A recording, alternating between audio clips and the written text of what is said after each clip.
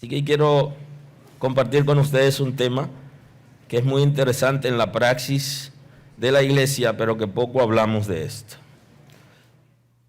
Permítanme compartir la escritura en el evangelista Lucas, Evangelio de Lucas. Vamos a tener la palabra.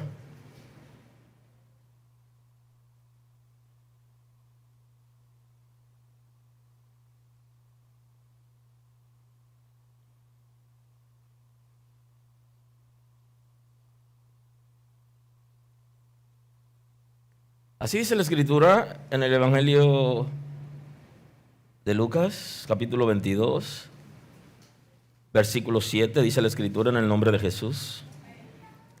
Llegó el día de los panes sin levadura, en el cual era necesario sacrificar el cordero de la Pascua. Y Jesús envió a Pedro y a Juan diciendo: Id, prepararnos la Pascua para que la comamos.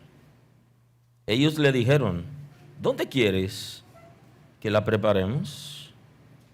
Él les dijo: he aquí, al entrar a la ciudad, os saldrá al encuentro un hombre que lleva un cántaro de agua. Seguidle hasta la casa donde entrare, y decid al padre de familia de esa casa: el maestro te dice, ¿dónde está el aposento donde he de comer la Pascua con mis discípulos? Entonces él os mostrará un gran aposento alto, ya dispuesto. Preparad allí. Entonces él os mostrará un gran aposento alto y dispuesto. Preparad allí. Fueron pues y hallaron como les había dicho, y prepararon la Pascua. Cuando era la hora, se sentó a la mesa y con él los apóstoles, y les dijo: cuánto he deseado, esto es en admiración, cuánto he deseado comer con vosotros esta Pascua antes que perezca. Porque os digo que no la comeré más hasta que se cumpla en el reino de Dios.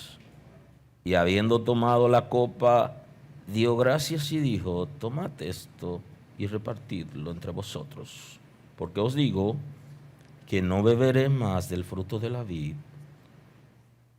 hasta que el reino de Dios venga. Muy amable.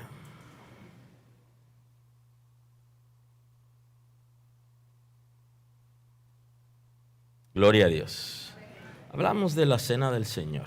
La gente le llama a la Cena del Señor Santa Cena, y es un comportamiento general en la iglesia cristiana, en el cristianismo, tanto en el cristianismo apostólico como el cristianismo tradicional en el movimiento protestante. Y en mis tiempos, cuando estuve estudiando las religiones del mundo, me encontré con una persona que estaba trabajando para saber algunos temas en la investigación, y me encontré con que hay algunas religiones que se desprenden del hinduismo, que de alguna manera, algunas expresiones participan de la Cena del Señor. Y me encontré con una persona que me mostró una sustancia que prepara uno de sus maestros con sus manos, de sus manos sale la sustancia, y él se la manda en el mundo a la gente para que participen de esa ceremonia que es parecida a la Cena del Señor, pero él la preparaba con sus manos, y de sus manos salía esa sustancia. Es interesante porque una de las cosas que hace el infierno es, como no es original, es imitar la cosa de Dios. Y no sé por qué en la iglesia no han entendido eso, que Dios es original. y que no necesita imitar al infierno para nada, sino que es al revés, que como el infierno no es original y no tiene nada, entonces tiene que imitar lo que Dios hace. La Cena del Señor es interesante porque tiene sus antecedentes. Ahora, cuando hablamos de la Cena del Señor en la congregación, hablamos de uno de los medios de gracia. Y los medios de gracia, los reformadores trataron de estructurar una ligera definición del concepto. Y digo los reformadores porque ustedes saben que hubo en la historia del cristianismo, ¿verdad?, diferentes etapas. Hay una etapa donde en lo que se conoció como el medioevo, que hubo un control de la iglesia tradicional del mundo, de la filosofía, de la ciencia, del conocimiento y de la religión. Y entonces eso produjo cierta crisis y hubo una ruptura. La iglesia ortodoxa no era parte, sino que ya se había independizado. Entonces hubo una ruptura ahí y se conoce como los reformadores o el movimiento protestante se le llamó, que son los que vienen a separarse de la iglesia tradicional para volver al evangelio, a los evangelios, a la palabra, y de ahí el concepto evangélico, ¿verdad? Es cuando se regresa a los evangelios. Entonces, ellos, hablo de los reformadores, estructuraron todo lo que se conoce como la institución de la religión cristiana. Es un concepto que al desprenderse de la iglesia tradicional necesitaban tener una estructura, necesitaban tener una base. De ahí que nosotros en el mes de octubre conmemoramos, en esta casa se hace, el mes del movimiento protestante. Porque hubo un rompimiento de la iglesia tradicional y no sé por qué alguna gente se sientan para que los sacerdotes de la iglesia tradicional le enseñen. Porque ya la ruptura se dio y la revolución también, y hubo una separación por la palabra de Dios. Entonces ellos establecieron, como ya estaba establecido en el catolicismo, toda una constitución de lo que era la religión. Entonces ellos, los reformadores, establecieron una nueva constitución de lo que sería, se conoce como la institución de la religión cristiana, en que los reformadores participaron con cierta diferencia uno de otro, pero en puntos ligeros que no comprometen la salvación. Es importante observar lo que ellos dicen acerca de los medios de gracia, porque fue lo que escribieron sobre diferentes temas para diferenciar, establecer la diferencia entre la iglesia tradicional y la nueva iglesia que nacía, para dar chance al Espíritu de Dios que tome el control. Aun cuando haya congregaciones hoy y creyentes en las iglesias que no dejen que el Espíritu de Dios tome el control de la iglesia o de su persona, lo que viene establecido es la libertad para que el Espíritu de Dios tome el dominio y el control de la iglesia y de la gente también. Y eso es lo que establece el concepto de iglesia para ellos. Entonces plantean que los medios de gracia son medios ordinarios externos por los cuales Cristo comunica a su iglesia los beneficios de su mediación por su sacrificio. Se vienen estableciendo que los medios de gracia, como ustedes saben, son diferentes. Inclusive lo que yo hago los domingos, la predicación es un medio de gracia, porque no es la gracia en esencia, pero es un medio para que la gente sea alcanzado y sea salvo. Esto es aquellos que hacen caso a la palabra y que no se oponen a la predicación y oran contrario. De eso se trata, de que la palabra llegue a la gente y que la gente pueda aceptarla, recibirla con el propósito de arrepentirse, de reconocer su miseria espiritual y volverse a Dios. Entonces son medios de gracia como la Escritura, como la iglesia, el bautismo en agua, que es considerado importante como la Cena del Señor, en el sentido de que vienen a sellar la unión con Cristo. Es el concepto de sacramento que ellos establecen también. Hablan de los instrumentos ordenados por el Señor, en la que el Espíritu Santo usa para capacitar a los creyentes para que puedan recibir a Cristo.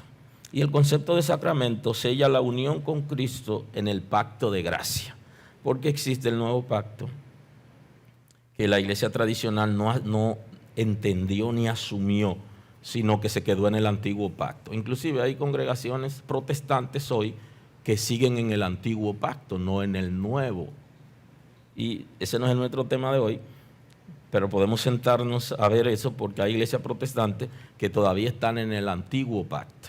Y entonces el nuevo pacto, que es la gracia que viene a tener como garantía el Espíritu Santo y los sacramentos, que es el concepto que también se utiliza para referirse específicamente a esos medios de gracia, el bautismo en agua y la cena del Señor, vienen a sellar nuestra unión con Cristo, vienen a establecer, ser parte del pacto de gracia. No hay salvación alguna en la cena del Señor, sino que anunciamos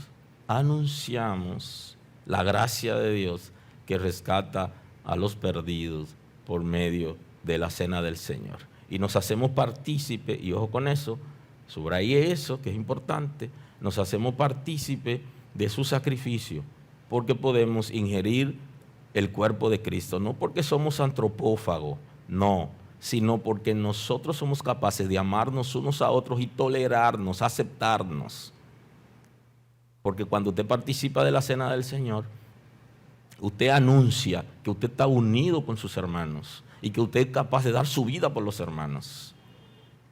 Así que si ese no es el concepto que usted tiene, anda mal y no está participando bien, porque es el cuerpo de Cristo que estamos participando libremente. Y si el cuerpo de Cristo es la iglesia, yo estoy ingiriéndolo a usted y usted a mí como cuerpo de Cristo para volvernos un solo.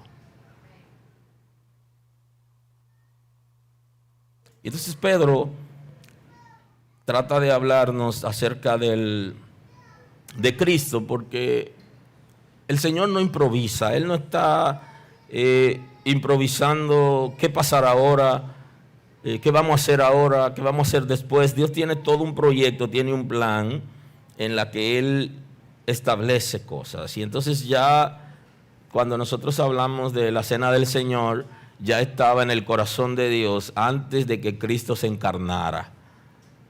Porque el proyecto de Dios de la salvación del ser humano está antes de que Adán pecara. Por eso Pedro dice, sabiendo que fuisteis rescatados de vuestra vana manera de vivir, la cual recibisteis de vuestros padres, no con cosas corruptibles, como oro o plata, sino con la sangre preciosa de Cristo, como de un cordero sin mancha y sin contaminación, ya destinado desde antes de la fundación del mundo, pero manifestado en los postreros tiempos por amor de vosotros. Entonces el apóstol Pedro está diciendo en el capítulo 1, el versículo 18 de su primera carta, él está diciéndonos desde cuándo está en el corazón de Dios la salvación de la humanidad. Así que si es un medio de gracia la cena del Señor, entonces la cena del Señor estaba antes de crear al hombre, diseñado como propósito de Dios. Entonces el apóstol Pedro señala algunos puntos aquí. Que fuisteis rescatados de vuestra vana manera de vivir, la cual recibisteis de vuestros padres. Ahí él está hablando del pecado original. Hemos heredado de nuestros padres el pecado. Entonces esa es nuestra condición. Y entonces fuimos ¿qué? Rescatados de ese pecado que heredamos. Porque el sacrificio de Cristo se aplica. Ustedes saben que para aplicar una ley en cualquier estado del mundo, toman en cuenta el concepto de la retroactividad de la ley. O sea, que la ley no tiene efectos retroactivos, sino que tiene un efecto a partir que se crea en el presente y hacia el futuro. Sin embargo, aquí nosotros estamos hablando de cosas que tienen efecto al pasado. El sacrificio de Cristo afecta el pecado original, el que heredamos, y el pecado actual, que es el que cometemos a partir que tenemos uso de razón. Ambos pecados, Cristo fue por él, a la cruz del Calvario. Así que el sacrificio de Cristo tiene efecto en la retroactividad, en el sentido del pecado original que heredamos de nuestros antepasados. Y entonces Pedro está hablando de ese concepto. Y dice, no con cosa corruptible, porque no fuimos comprados en un mercado libre donde se compran esclavos. No. Nosotros no fuimos comprados por dinero ni por plata. Así que si alguien se atreve a venderle la salvación a usted, ya usted sabe que si usted quiere la compra, pero comprar la salvación es como comprar un ave que está volando. Te vendo esa. O cuando usted va al mar y le dice a la gente, te vendo un solar ahí, mídelo, para que haga tu casa. Usted no está comprando nada porque ya fue comprada, no por dinero. Y entonces él describe aquí cómo fue comprado. ¿Okay? No es corruptible como oro o plata, concepto de dinero, sino con la sangre preciosa de Cristo, como de un cordero sin mancha y sin contaminación. Y subraye cordero, porque para hablar de la cena del Señor hay que hablar de cordero. Porque no se puede hablar de la cena del Señor sin sacrificio. Y entonces aquí él está señalando por quién hemos sido comprados. Y una de las cosas por la que digo que el Señor me hizo gente, fue porque yo cuando llegué a la iglesia, que llegué desbaratado, joven, adolescente, con muchas frustraciones, muchas cosas que no entendía y confusiones, y llegué y el Señor, cuando me encuentro con Él, me da vida. Y usted sabe lo interesante que es que aquí Pablo habla de eso, que yo fui comprado, o sea, alguien me dio valor a mí, un valor que en ningún mercado lo pueden dar. Bendito es el nombre del Señor. En ningún mercado libre pueden dar un precio como el que dio Cristo por nosotros. Nadie, ni papá, ni mamá, ni el enamorado, ni el esposo, nadie, solamente Cristo pagó un precio por mí. Cuando yo entendí eso, mi vida comenzó a cambiar. Porque tan solo saber que alguien le dio valor a mi vida y que yo no soy lo que la gente dice, ni lo que yo había escuchado, comencé a pensar diferente. Y entonces describe quién es: cordero, sin mancha y sin contaminación. Mientras todos somos pecadores, Él no tuvo pecado. No hay mancha ni hay contaminación. Todos hemos sido manchados por el pecado, todos hemos sido contaminados, Él no. Y entonces Él nos compró de esa manera. Así que si hoy le hablo de uno de los medios de gracia, no le voy a decir que van a ser salvos cuando participen, sino que ya lo son. Aleluya. Aleluya. Y dice, ya destinado desde antes de la fundación del mundo, pero manifestados en los postreros tiempos. Y Pedro está hablando aquí de el crono de Dios, o sea, el concepto de la eternidad, cuando los puntos son marcados y se van cumpliendo. Eso estaba predeterminado y estaba marcado para que se cumpla en un momento determinado, y ahí se cumplió, se manifestó para nosotros. Entonces, la primera manifestación en la tierra que hay del concepto que hoy llamamos Cena del Señor y que fue instituido como la Pascua, la primera manifestación aparece en el libro de Génesis. Como ha sido marcado desde la eternidad, comenzó a manifestarse en la tierra y se manifestó primero con Abraham el concepto. Y en Génesis 14, 18 dice la Escritura: entonces Melquisedec, rey de Salem, sacerdote de Dios, del Dios Altísimo, sacó pan y vino y bendijo diciendo: bendito sea Abraham del Dios Altísimo. ¿Eh? Y por eso usted va a encontrar cuando lea Hebreos que le va a decir del orden de Melquisedec, que es un tipo de sacerdocio que no es de la herencia de Abraham, sino que Abraham fue bendecido por ese modelo sacerdotal. Y entonces dice que Cristo es de ese modelo. porque de la familia de Abraham a él le correspondía, como viene de la tribu de Judá, le correspondía la gracia, el gobierno, pero no le correspondía el sacerdocio. Y entonces el escritor de los Hebreos está diciendo que él no es del orden levítico, sino del orden de Melquisedec.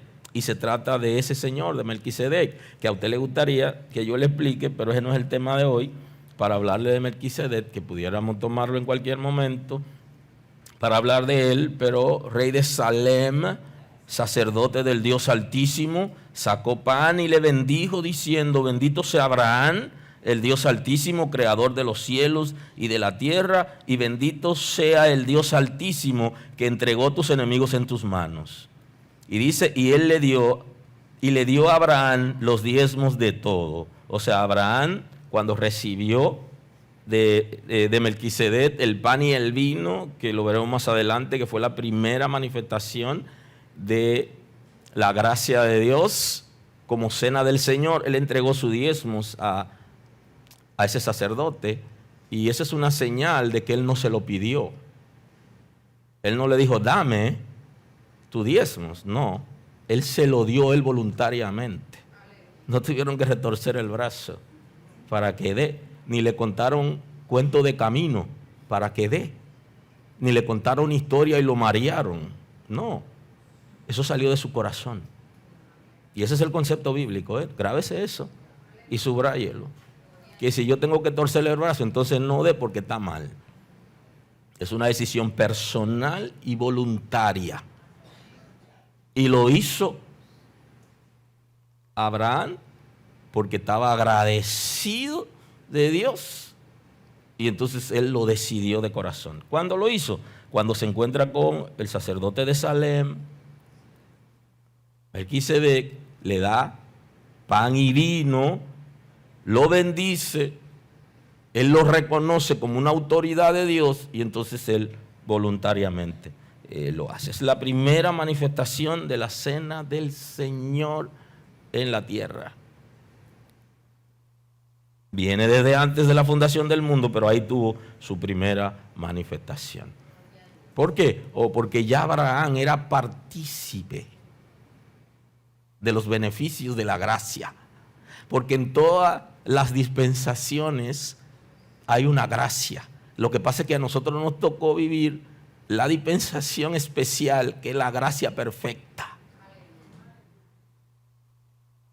Y entonces, viviendo en esa dispensación, nosotros podemos experimentar cosas extraordinarias, como es la de la cena del Señor, como beneficio, como una bendición de anunciar el sacrificio de Cristo y ser partícipe de su cuerpo y de su sangre. Y esto, que es de manera simbólica, para que no vayan a interpretar como en la iglesia tradicional, y por eso los reformadores tuvieron que establecer diferencia, porque ellos hablan de la transubstanciación como si se volviera, es el concepto, realmente el cuerpo de Cristo. Y entonces aquí los reformadores trataron de explicarlo un poquito mejor. No es que se vuelve, es que usted participa espiritualmente. Aleluya. Porque el toque del pastor de algo no lo santifica en esencia, sino que viene santificado por el Señor que lo trae y por los creyentes que tienen una vida apropiada. Aleluya. Aleluya. Entonces, en Éxodo comienza, en el capítulo 12, nos habla acerca de cómo se instituye lo que se conoce como la Pascua, y que de ahí ya usted vio que Cristo la conmemoró, y entonces aquí establece todo, establece el día del mes, establece el mes, establece el día, establece todo sobre la Pascua. Y entonces usted hace deducciones. Cuando usted lee la Biblia, usted hace deducciones importantes, porque establece inclusive el día que fue Cristo crucificado a partir de leer este contexto. En el 12:1 Si usted tiene su Biblia es mucho mejor, es más ligero, inclusive para todos, donde usted toma la palabra y se concentra en lo que estamos hablando y en el texto. Y ahí, si usted es predicador, el Señor le va a dar muchísimas enseñanzas. Cuando usted se concentra escuchando una predicación y con la Biblia en la mano, usted comienza a recibir temas y cosas que el Señor le va dando, porque usted se concentra en lo que usted está haciendo. En el 12:1 dice: habló Jehová a Moisés y a Aarón en la tierra de Egipto, diciendo: este mes os será principio de los meses para vosotros, el primero en los meses del año. O sea, aquí le dice al pueblo de Israel a través de Moisés y Aarón, y usted se pregunta: ¿y por qué Nisan o Abil es el primer mes de ese calendario, del calendario hebreo? Porque Dios se lo estableció. ¿Por qué no coincide con el romano? Coincide como el mes de abril, puede ser por ahí lo más cercano, y porque Dios se lo estableció así. Y ustedes van a tener un calendario, y ese calendario, el primer mes va a ser este. Aleluya. Y entonces en el 6 le dice: lo guardaréis hasta el día 14 de este mes. Ahí él le dice ya el día que deben preparar el cordero y que deben guardarlo. Entonces, si usted analiza ese texto y se va a lo que leímos al principio, entonces el día que celebraban la Pascua, entonces usted dice: pero Jesús fue ese día que se reunió y fue para conmemorar esto que estamos aquí ahora. Esta fue la institución de la Pascua, según las Sagradas Escrituras. Lo inmolará toda la congregación del pueblo de Israel entre las 2 tardes. Y entonces le está hablando acerca del tipo de sacrificio que van a hacer con el cordero. Porque ese cordero que dice aquí y utiliza el concepto inmolado, que es el concepto que utiliza para referirse al sacrificio de Cristo, ese cordero que tenían que prepararlo y reservarlo para ese día. Y aquí vamos a ver la primera vigilia convocada por Dios. Y oiga eso, la primera vigilia convocada por Dios no fue para orar ni para cantar, fue para comer. Perdóneme, yo nunca lo he invitado a una vigilia para comer, por el contrario, lo invito a ayunar. Pero la primera vigilia que se convocó fue para comer. Así que si alguno hace una fiesta para comer de vigilia, vamos a amanecer comiendo. Yo no sé dónde está el estómago, pero bueno, hay que comer, comer y comer. Ellos necesitaban esa comida para estar fuerte. Así que ya saben que si alguno le dice que no se puede dar comida en la vigilia, usted le dice que hay vigilias que son de comer. Ahora hay vigilias que son de ayuno.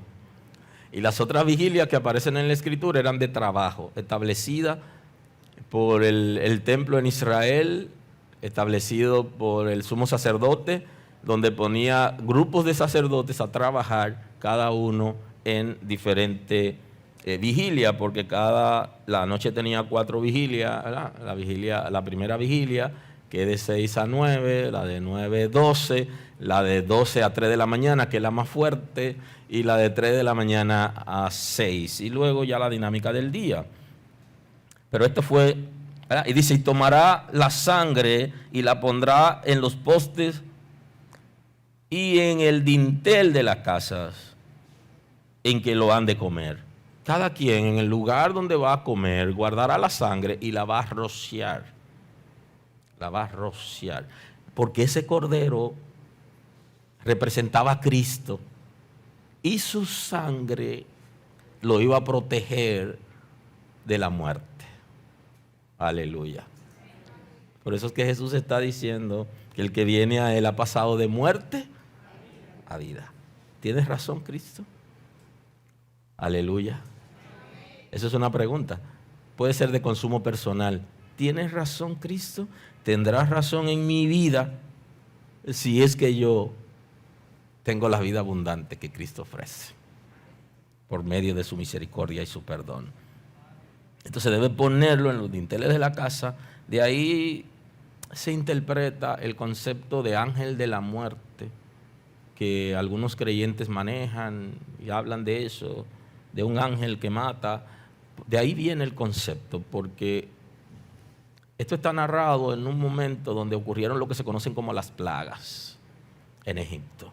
Y entonces, al darse en las plagas, había una protección para Israel y la muerte de los primogénitos de los egipcios, que era una manera de avergonzar a los dioses de Egipto y confrontar al faraón para que deje salir el pueblo de Dios, que debía salir a formar una nación y que luego pasó por el desierto y que se formó la nación de donde iba a nacer el Mesías, que sería Cordero, el que ellos estaban sacrificando ahí en ese momento. Y que su sangre ya simbólicamente estaba representando el sacrificio que Cristo haría. Es interesante, ya ellos estaban recibiendo los beneficios del sacrificio de Cristo, gloria a Dios. Lo recibió Abraham, pero lo está recibiendo su descendencia y todavía él no se ha sacrificado. Así obra Dios, maravilloso Señor. Lo ponen en los dinteles de la casa en la que vayan a comer el cordero, en el lugar donde van a estar para que sean protegidos. Aquella noche comerán la carne asada en el fuego y panes sin levadura con hierbas amargas. Lo comerán.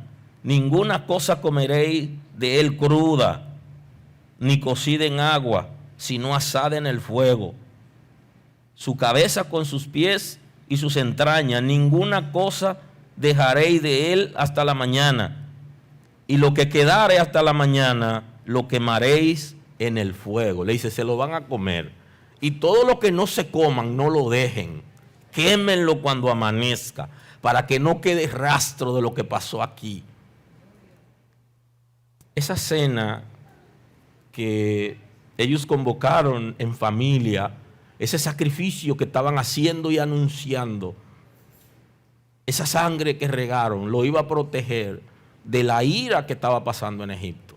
Mientras estaban en la casa de los egipcios llorando a medianoche, ellos estaban en un sacrificio, pero ellos estaban en una guerra que ellos no entendían, porque hay guerras que la gente que está alrededor no entiende, pero nada más le entiende usted. Porque usted que sabe lo que se está moviendo, usted que está viendo lo que está pasando, porque a usted fue que Dios se lo reveló. Aquí se pone de boquita, como dicen aquí. Está hablando con gente que no lo entiende. Ellos no entendían. Ningún egipcio entendió eso. Ellos sí lo entendían. Y recibieron los beneficios por causa de la obediencia. Si alguno no obedeció, fue contado como egipcio.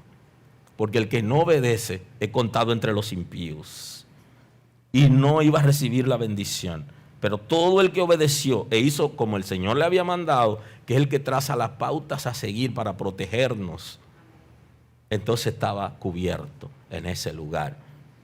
Pero estaba cubierto él y sus hijos. Estaba cubierto su primogénito.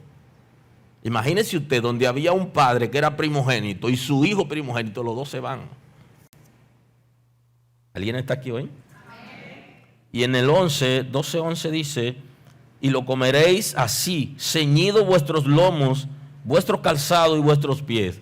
Esa vigilia era una vigilia de pelea, era una vigilia de guerra, era una vigilia especial y tenían que estar vestidos, preparados para irse. Lo voy a sacar de aquí, pero para sacarlo de aquí, usted tiene que amanecer orando. Hay sitios donde usted para mudarse, usted tiene que orar. Hay sitios que para usted moverse, usted tiene que fajarse. Para ellos salir de ahí, tenían que estar en la presencia del Señor toda una noche mientras se preparaba el ambiente. Y mientras había dolor y confusión, estratégico. Cuando amanece, los egipcios están llorando los primogénitos y todo el mundo se está consolando uno a otro y buscando, y ellos salieron. El Señor va a distraer el enemigo cuando tú tienes que salir. Aleluya. Así que si a usted no lo han operado del miedo, ríndase al Señor para que Él se encargue del asunto. Pero el Señor distrae a su enemigo cuando usted esté pasando por el sitio que tiene que pasar obligatoriamente. Porque yo no tengo que pasar por donde esté el enemigo. Pero si yo tengo que pasar por ahí, el Señor lo distrae. Y usted pasa desapercibido, no lo ven. El Señor prepara el ambiente para la salida del pueblo y ellos estaban enterrando su muerto y llorando su muerto. Mientras el pueblo que no querían dejarlo salir estaba preparado, vestido para salir. Y entonces ahí se efectúa el concepto de la Pascua, de donde viene hoy de lo que hablamos de la cena del Señor. Aquí se origina la Pascua de Jehová. Pues yo pasaré aquella noche por la tierra de Egipto y heriré a todo primogénito en la tierra de Egipto, así de los hombres como de las bestias. Ejecutaré mis juicios en todos los dioses de Egipto, yo Jehová, y la sangre os será por señal en las casas donde vosotros estéis. Y viere la sangre, pasaré de vosotros. Por eso es el concepto de pasar por alto. El ángel que había sido mandado a ejecutar los primogénitos, donde veía la sangre del cordero, aleluya, que iba a ser derramada en el futuro, ya estaba protegiendo aquí. Por ahí no puede tocar. De ahí es que se han inventado el asunto del ángel de la muerte, viene de ahí. ¿Okay? Vosotros estéis y veréis la sangre y pasaré de vosotros. Y no habrá en vosotros plaga de mortandad cuando hiera la tierra de Egipto. Este día os será en memoria, y anote eso, será en memoria. Lo que Cristo estaba haciendo era en memoria de esa fiesta, de ese sacrificio, de la salida del pueblo hebreo de Egipto. La Pascua. Cuando aparece que Él está institucionalizando, porque Él agarra un concepto del antiguo pacto y lo hace trascender al nuevo pacto. Y por eso Él institucionaliza la cena del Señor, pero la Pascua es aquí. Y fue el día que se conmemoraba la Pascua. Él lo que hizo fue que le pasó a la iglesia la Pascua, pero con un estilo diferente. No quiere decir que es el pedacito de galleta y la minúscula copa de vino. No, eso es un invento de los últimos años, pero no fue así al principio. Aleluya. Aleluya. Y este día os será de memoria y lo celebraréis como fiesta solemne para Jehová durante vuestras generaciones. Por estatuto perpetuo lo celebraréis. El Señor instituyó la Pascua y le dijo que tenían que celebrarlo. Así que Israel duraba toda una semana celebrando la Pascua, comiendo panes sin levadura y comiendo parte del cordero que estaba simbolizando el cuerpo de Cristo y su sangre, que el Cristo luego lo explica. No hay manera de que pueda completar la predicación de hoy, pero me volaré a mí mismo para poder hacerlo. Y entonces, en el Evangelio según San Lucas, pasemos ahí al Evangelio según San Lucas para observar el fenómeno que ocurre aquí. Dice, llegó el día de los panes sin levadura, en el cual era necesario sacrificar el cordero de la Pascua, y Jesús envió a Pedro y a Juan diciendo, id y prepararnos la Pascua para que la comamos. Ellos le dijeron, ¿dónde quieres que la preparemos? Dios no improvisa, tiene un plan. Y ojo con eso, porque alguna gente cree que solamente somos nosotros los hijos de Dios. Y la gente cree que solamente los que andaban con Jesús eran los que servían a Dios. Había un siervo de Dios en esa ciudad que no andaba con Jesús y que había recibido la orden para que la Pascua se celebre en su casa. Aleluya. Así que no vaya usted a creer que usted es el único y que la única casa donde se alaba a Dios es la suya. No es así. Y que la única iglesia que sirve a Dios es esta. No se vaya a equivocar. Que Dios no es suyo. Suelte a Dios. Dios es universal, no particular.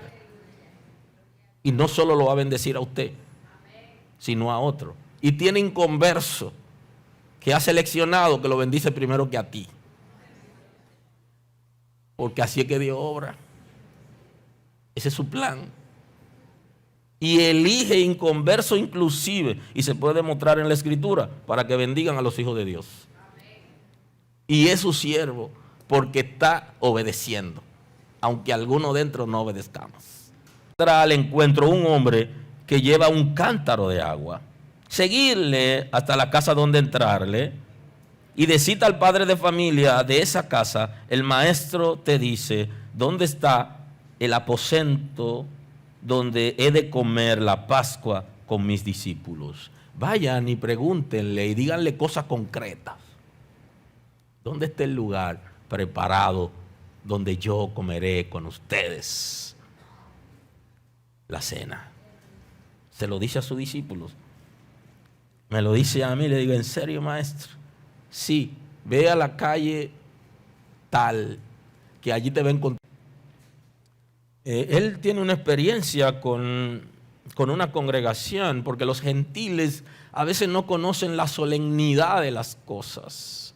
Y entonces los gentiles, en el caso de la iglesia de Corinto, no sabían la solemnidad que llevaba la cena del Señor y hicieron todo un relajo de la cena del Señor. Y entonces el apóstol Pablo un día se sienta para trabajar con ellos y le escribe con el corazón abierto, llamándolo al arrepentimiento, al cambio de conducta por la actitud incorrecta que tenían frente a la cena del Señor. Y entonces en el 11:17 dice, pero al anunciaros esto que sigue, no os alabo. Le quiero decir que no voy a alabarlos por el comportamiento que están teniendo, según lo que voy a escribirle, porque no os congregáis para lo mejor, sino para lo peor. Pues en primer lugar, cuando os reuní como iglesia, oigo que hay entre vosotros divisiones. Y subraya divisiones porque es parte de la predicación de la unidad del Espíritu. O sea, se reunían como iglesia, pero no estaban unidos en el Espíritu, sino que estaban divididos. Había una división mental, había una división en la conducta. No estaban unidos entre sí a la hora de participar en una ceremonia solemne donde anunciaban que Cristo había sido entregado, que su cuerpo había sido molido y que su sangre había sido derramada, y que participaban de ese sacrificio y no lo hacían con respeto. Y entonces no lo voy a alabar por lo que le voy a decir ahora. Así que prepárense. Y dice, cuando se reúnen como iglesia, oigo que hay entre vosotros divisiones. Y en parte lo creo. Y Pablo no dijo, en esta iglesia no hay. No, Pablo dijo, yo creo que en esta iglesia hay, dice. Sí, porque a veces el predicador, tratando de limpiarse, le dice a la congregación, y yo creo que en esta iglesia no hay. Pablo dice, y yo creo lo que me dijeron. O sea, yo sé que ahí hay gente que necesitan arrepentirse, que tienen una conducta desaprobada. Eso está diciendo el apóstol Pablo. Porque es preciso que entre vosotros haya disensiones. Y entonces le dice, porque es importante que entre ustedes se manifiesten diferencias. Que haya diferencia entre ustedes. Eso es interesante, le dice. Escuche lo que sigue. Usted lo tiene ahí. Vaya conmigo. Para que se haga manifiesto entre vosotros lo que son aprobados. Pablo le dice, si no hay entre ustedes pleitos, si no hay quejas, si no hay celos, si no hay disensiones, entonces ustedes no se darán cuenta como iglesia quién es aprobado y quién es desaprobado. ¿Qué está diciendo? La manera en que resuelvan los conflictos demuestra quiénes son aprobados en el cielo y quiénes son desaprobados. Ojo con eso, anote ahí eso. Cuando usted tiene problema con alguien, usted se da cuenta si es aprobado por Dios o no, la manera en que lo resuelve. Pablo está diciendo eso. Si no lo resuelven al estilo bíblico, son impíos. Si lo resuelven al estilo bíblico, entonces son aprobados. La iglesia necesita saber quiénes son aprobados y quiénes desaprobados, y hay que esperar que le pisen el callo. Hasta que no le pisan el callo, nadie sabe quién es quién. Por eso el muchachito andaba detrás del pastor mientras el pastor estaba clavando los clavos. El niño decía, si él es pastor, él no puede hablar como mi papá. Yo quiero saber si él dice las malas palabras que se le salen a mi papá cuando se maja con el martillo. Aleluya. Porque si él dice como mi papá, entonces ese pastor es igual que mi papá. Y mi papá no conoce al Señor. Y por eso donde quiera que él estaba martillando, el muchachito andaba detrás. Muchacho, vete, quítate de ahí, que si el martillo se cae, te puede pasar. Ah, pastor, yo todo lo que estoy esperando es que usted se maje el dedo. Yo quiero ver su reacción, pastor. Entonces, eso es lo que Pablo está planteando. Los que son aprobados resuelven los conflictos de otra manera. Dígaselo al mundo. Y esto es filosofía. No es malo que se peleen. No es malo que hablen uno de los otros. La situación está cómo resuelven esos conflictos. Porque ahí se demuestra cuáles líderes son aprobados y cuáles no. Aquellos que son capaces de arrepentirse y pedirle perdón en la cara y decirle, yo hablé mal de ti. Y me arrepiento de eso. Porque me distraje y el diablo se comió mis caramelos.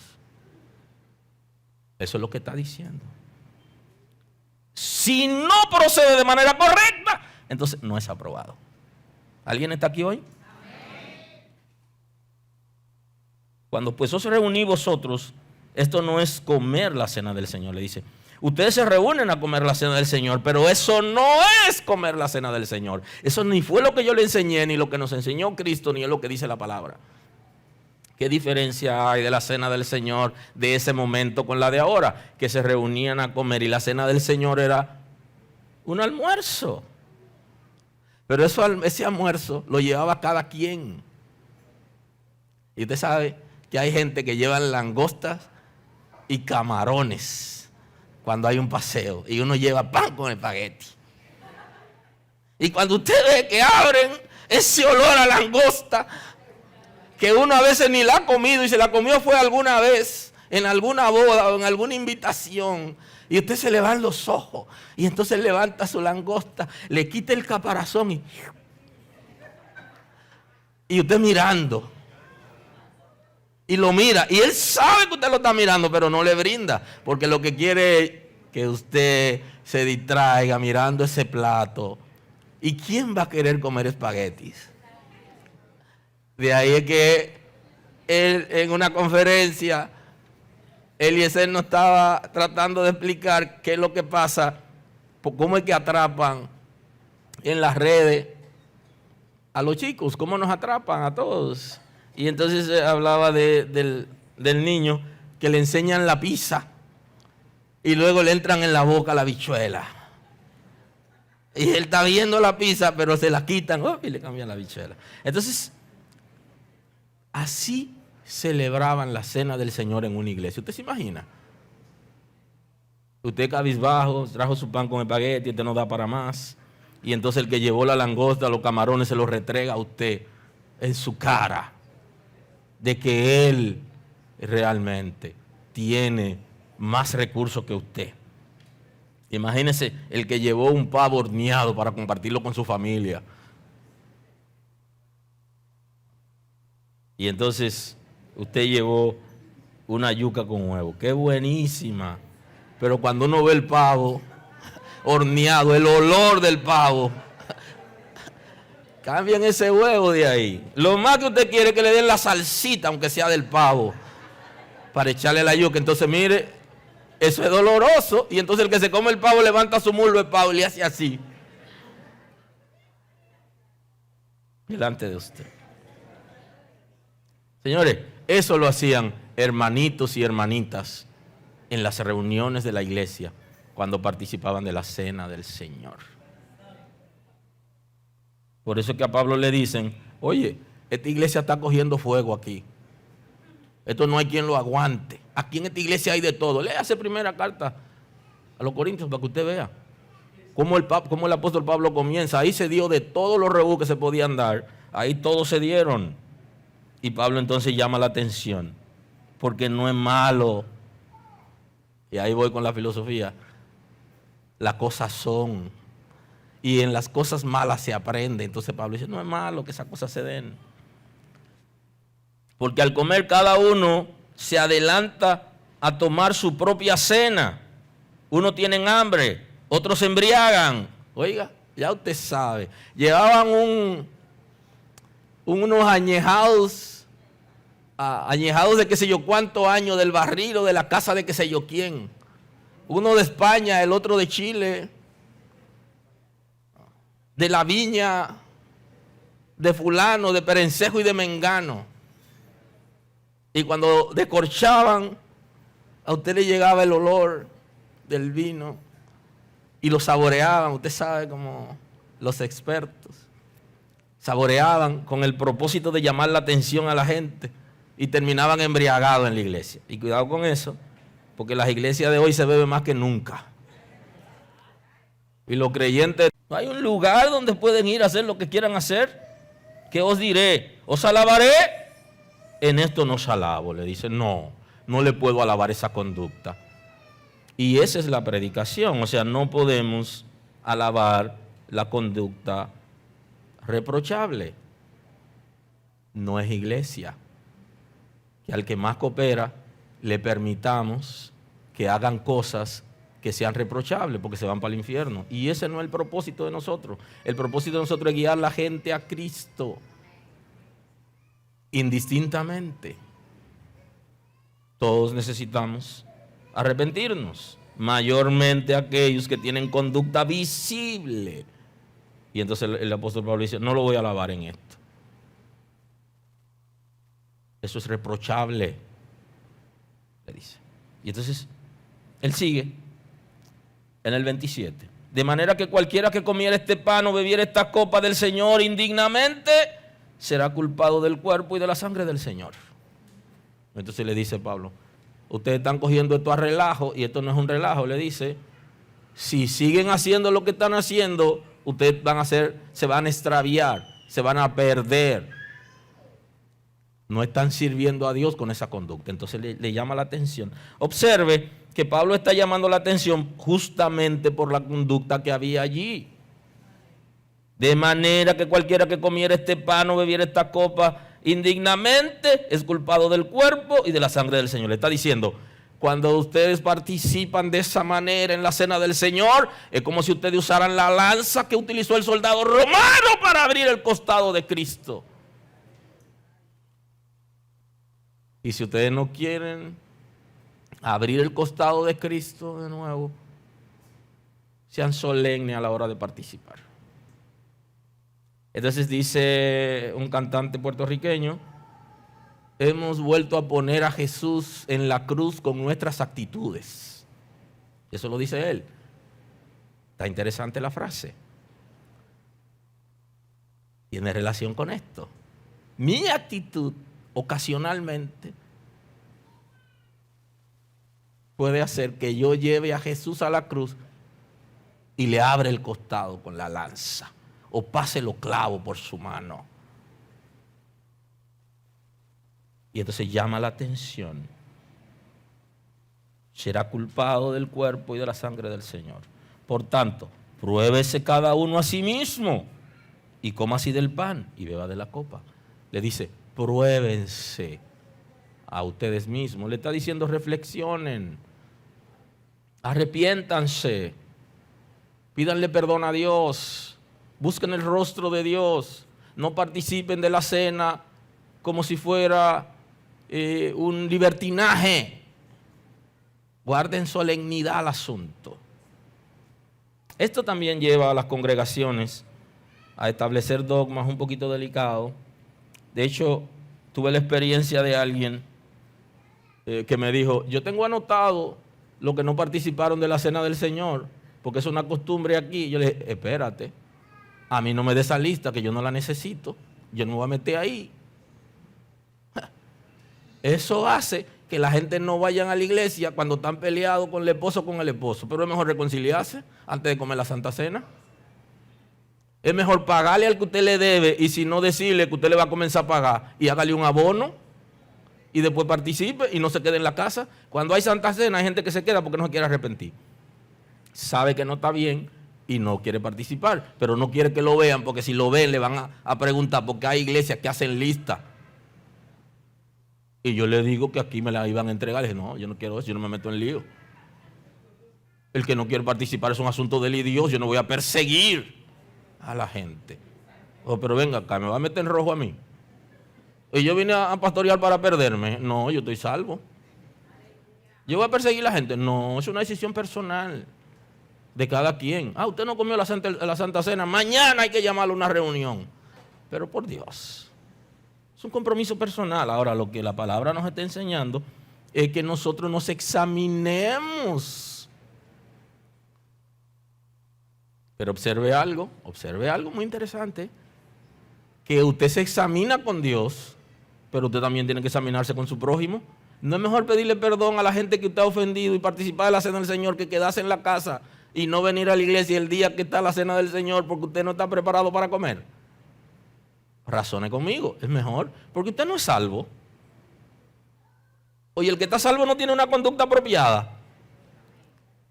¿Y entonces qué sería lo correcto? O que usted hable con la persona, que aunque usted tiene problemas, y usted se reconcilie. Usted está peleado con su mamá, usted está peleado con su supervisor del trabajo, usted está peleado con la esposa, con los hijos, entonces usted con los hermanos de la iglesia, porque dice el texto aquí, ya lo vimos, que eso es natural que esas cosas se den. Entonces usted debe reconciliarse, debe pedir perdón. Entonces, si usted no se baja, entonces la Escritura dice lo siguiente, en el Evangelio según San Mateo: por tanto, si traes tu ofrenda al altar, allí recuerdas que tu hermano tiene algo contra ti, deja allí tu ofrenda delante del altar, anda y reconcíliate primero con tu hermano. Oiga lo que dice. Entonces, ¿qué? La iglesia debería preguntarle a la gente antes de recibirle la ofrenda cómo está su condición espiritual. Debería. Pero no es bueno que lo hagan porque la gente se van a sentir rechazado y excluido. Pero la Escritura lo manda a que no ofrende. Si tú tienes enemigos, no ofrende en la iglesia. Reconcíliate primero y después ofrenda. Si eso es con cosas sencillas, ¿qué sería la cena del Señor? No, vamos a reconciliarnos primero y después participamos de la cena del Señor. Entonces, ¿dónde usted abusa de la cena del Señor? Cuando usted no hace lo correcto. Usted le dijo al esposo de lo que iba a vivir o de lo que se iba a morir en la mañana. Usted tiene que llamarlo antes de participar de la cena del Señor y decirle: mi amor, y tú sabes que esa lengüita mía yo estoy tratando de doblegarla, pero tú has escuchado el corito. Yo estoy en esa lucha, yo estoy orando, es que no puedo. Perdóname, mi amor. ¿Y tú estás en la iglesia? ¿Y qué tú haces? Mi amor, el Señor está trabajando en mí, Él no ha terminado. Chanséame, perdóname. Entonces, pero usted no le va a pedir perdón para participar de la cena del Señor. No, usted le va a pedir perdón porque usted sabe que lo que hizo está mal. Y usted quiere estar bien con Dios y quiere estar bien con su esposo. O al hombre que se le zafó la lengua o la mano y empujó y amenazó. Y entonces viene a la iglesia: pastor, Dios le bendiga. Ay, santo. Y son los que más lengua hablan en las iglesias. ¿Es malo hablar lengua? Usted sabe que no, porque yo lo expliqué. Eso no es así. Eso el Espíritu Santo lo da y usted esté libre para hablarlo. Pero los que más hablan y más saltan, porque lo hacen por emoción, para venderle a la gente que están bien. Porque en la iglesia se ha vendido eso, que el que más salta es el más santo. Eso no es bíblico, pero la gente cree eso. Y cuando vienen a participar en la cena del Señor, vienen dando vueltas. Y todo el mundo: ay, santo, qué bendición. Quiero que me pegame de fulano. No te pegues, que te voy a impartir el espíritu de violencia. Es un verdugo. Entonces, no puede participar de la cena del Señor porque él no está bien con Dios. Y aunque pide perdón para que lo acepten otra vez y acercarse, sigue siendo un verdugo porque no se ha arrepentido. Entonces, el arrepentimiento es sumamente importante. Entonces, la cena del Señor, hay reglas, hay dogmas en las iglesias, y uno de los dogmas debería ser eso. Debería ser eso. Que la gente que va a participar de la cena del Señor, que tiene situaciones, comenzando por su familia, que tiene situaciones de deuda, que mala paga, que ha engañado a algunos hermanos, le diga, tú no puedes participar de la cena del Señor. Y que la iglesia le dé una carta para que él sepa que no puede participar. No que se la quite cuando pase, sino que antes le diga, en tu condición no puede participar de la cena del Señor. Porque si tú participas, entonces tú estás generando más enemistad para con Dios y estás acumulando más situaciones. Y no debería. Aleluya. Por tanto, si traes tu ofrenda al altar, allí te recuerda que tu hermano tiene algo contra ti, deja allí tu ofrenda delante del altar y anda, reconcíliate primero con tu hermano. Y hay gente que dice, pero si es así, aquí hay mucha gente que no pueden ofrendar. No se trata de eso. Se trata del arrepentimiento. Entonces ven y presenta tu ofrenda. Ponte de acuerdo con tu adversario, entre tanto que estáis en el camino. No sea que el adversario te entregue al juez y el juez al alguacil y seas echado en la cárcel. Entonces le dice, pónganse de acuerdo, porque estar en desacuerdo, hay un problema de ley, de la ley hasta de la tierra. Y existe una figura en este país, señores, que se llama la injuria. Y en las iglesias la gente injuria y no saben que pueden caer presos.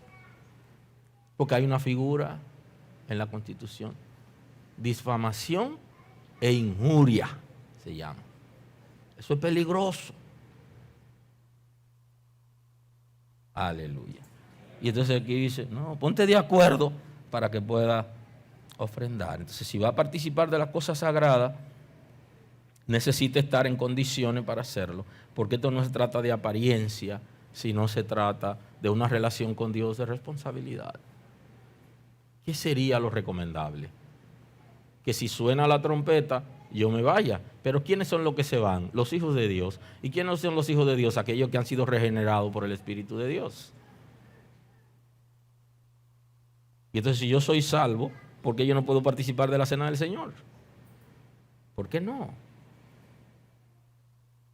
¿Por qué causa no? Si con esto estoy anunciando lo que Cristo hizo y estoy diciendo que yo soy partícipe del cuerpo de Cristo y que soy capaz de tolerar a mis hermanos, de participar unos con otros como el mismo cuerpo, de esa sangre que perdonó mis pecados, que me lavó, que me hizo nueva persona a través del Espíritu Santo, estar dispuesto para eso. Entonces, antes de participar de la cena del Señor, ¿qué sería lo correcto? Que yo me examine a mí antes de participar. Y que si mi situación es con Dios, le pida perdón. ¿Significa que si yo he ofendido a Dios no debo participar de la cena del Señor? Eso no es lo que dice la Biblia. La Biblia lo que dice es que te arrepientas, que te reconcilie, que pida perdón a Dios. No te dice que no participe. Porque la solución tuya no es dejar de participar. La solución tuya es la reconciliación con el Señor. Que si tiene problemas en tu casa o donde fuere, que tú comiences a ser una persona easygoing, dice lo americano, una persona fácil de tratar, de sobrellevar, una persona como tratable. Hay gente que son difíciles de amar, no se dejan amar. Entonces, dentro de las reglas o dogmas deberían estar establecidas esas reglas. Si no estás preparado, no te sientes como que puedes participar de la cena del Señor, nadie debería condenarte en la iglesia ni nadie debería perseguirte porque tú no participes, porque es una decisión personal. Y nadie debe acusarte, ni te deben llamar a una reunión porque tú no participas. Lo que sí te deben explicar, lo interesante que es obedecer, porque es un medio de gracia. Y como la gracia te ha alcanzado y tú eres salvo, tú eres salva, es bueno que participe. Inclusive dentro de los dogmas de las iglesias está que primero la gente se bautice antes de. Y que si usted pertenece a otra congregación y usted va a esa congregación, usted diga, yo soy miembro de una iglesia, yo puedo participar aquí de la cena del Señor. Y en la iglesia, si tú eres creyente, te pueden decir que sí o te pueden decir no. Y así evita que alguien te la vaya a quitar. Yo no lo conozco a usted. ¿Dónde usted va con eso? Deme eso. Que usted vino aquí por primera vez. Entonces es un rebú, un lío, una vergüenza que nadie puede pasar. Entonces usted, si no es de la iglesia, usted pregunta, yo soy creyente, soy bautizado, yo puedo participar aquí. Y entonces, ¿qué le van a decir a usted? No, que usted, que sí o que no. Y si no, bueno, no participo. Ahora, si usted es de la congregación y usted está en algún proceso y usted siente que Dios lo ha perdonado y que usted se siente perdonado, nadie le va a quitar la cena del Señor porque usted es de la iglesia. Y esa es una libertad suya, que usted quiera participar. Y por eso el apóstol Pablo compromete no al pastor que da la Santa Cena, sino a los hermanos que participan. A mí me compromete que le diga la verdad y a ustedes lo compromete que hagan lo correcto. Y entonces de esa manera podemos estar todos en paz.